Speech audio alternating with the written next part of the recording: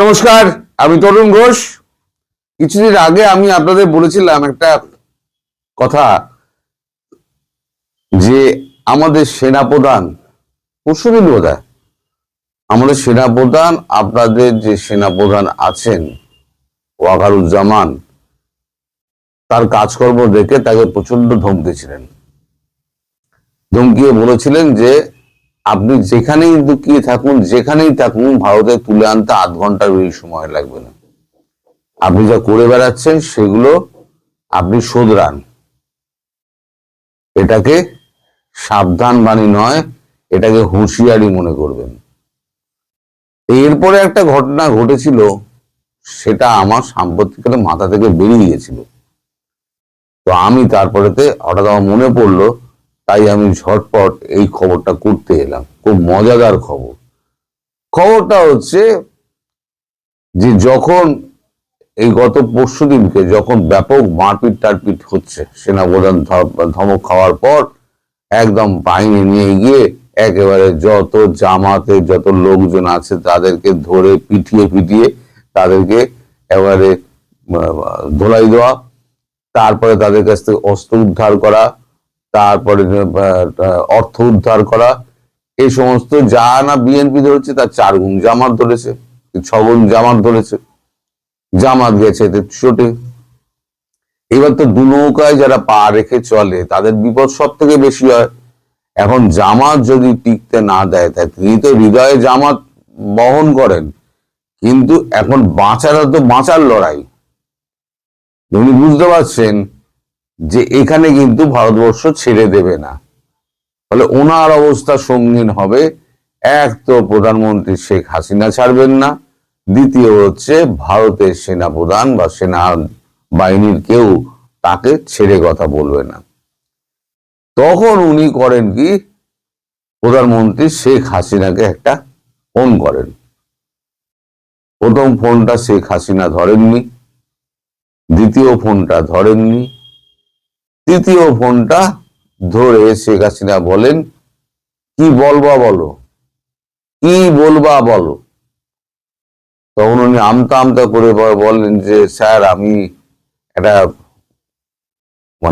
ভুল এবং শঙ্কার মধ্যে ছিলাম, কিছুটা আমার ভুল সিদ্ধান্ত হয়েছে, কিছুটা আমায় করিয়ে নেওয়া হয়েছে, আমি খুব চাপে ছিলাম, আমি যেটা করেছি সেটা কিন্তু আমি তার জন্য আমি দুঃখিত, আপনার কাছে আমি ক্ষমা প্রার্থী।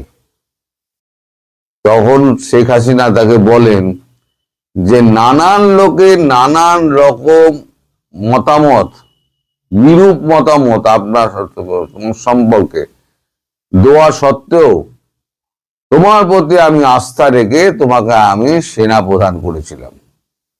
তার বদলে তুমি আমায় যা পুরস্কার দিয়েছ, জীবনে আমার সামনে আসবে না, আমার মুখ দেখাইবা না, আমারে জীবনে মুখ দেখাইবা না।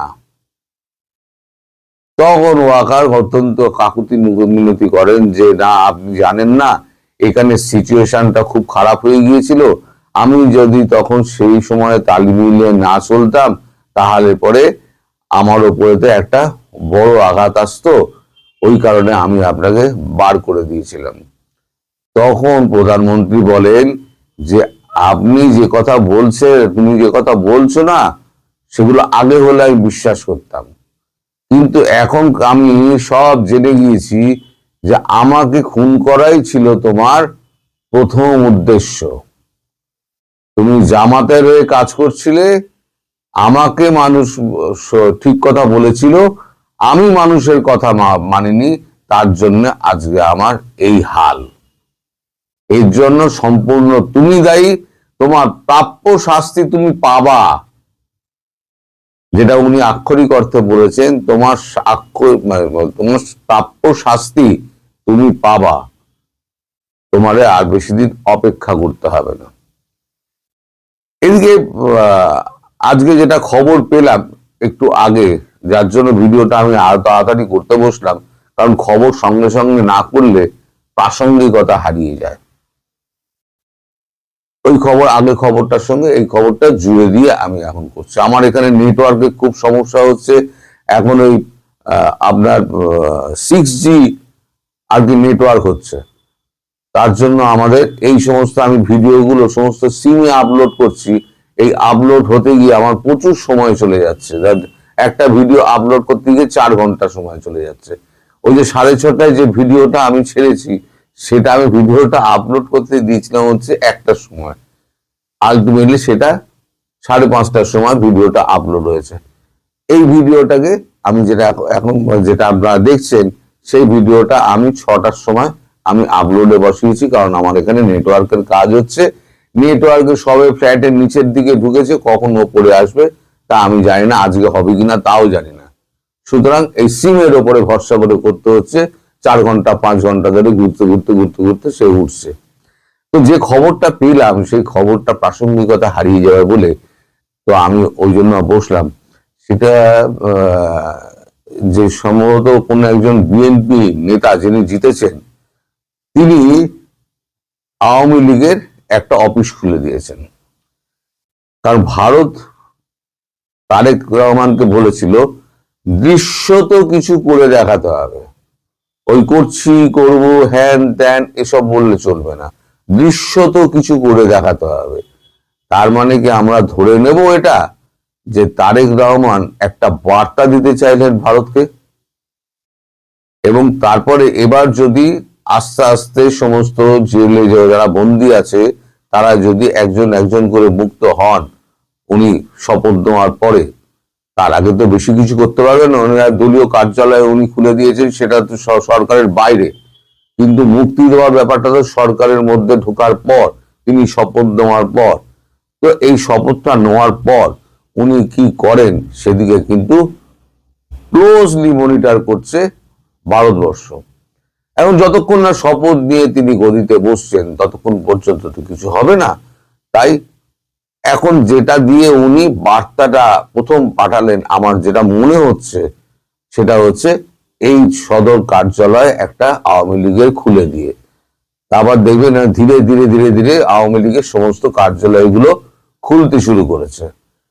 তার মানে এটা ভারতের প্রতি একটা বার্তা যে আমি ভারতের সঙ্গে আছি, ভারতের সঙ্গেই আমি থাকতে চাই। ওই দিল্লি না পিন্ডি ওই চটকে দিয়েছে, পিন্ডি চটকে দিয়েছে তারেক রহমান।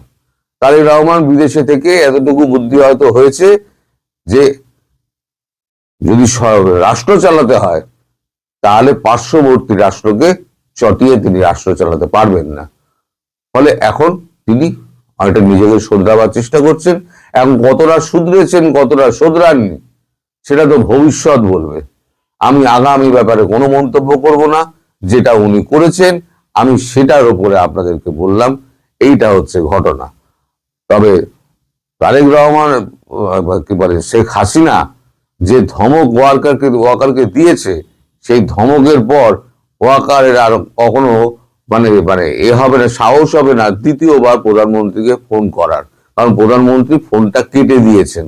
কেটে দেওয়ার অর্থ হচ্ছে আমি তোমার সঙ্গে বাক্যালাপ পর্যন্ত করতে চাই না। এইটার জন্য জানানোর জন্যই আপনার কাছে আসা, সঙ্গে এই খবরটা দিয়ে দিলাম। এবার যখন আপলোড করা হবে হয়ে যাবে তখন আমি এটা ছেড়ে দেবো। টাইমের একটু এদিক ওদিক হতে পারে, কারণ এটা সিমের উপর নির্ভর করছে, সিমে আপলোড হচ্ছে সব।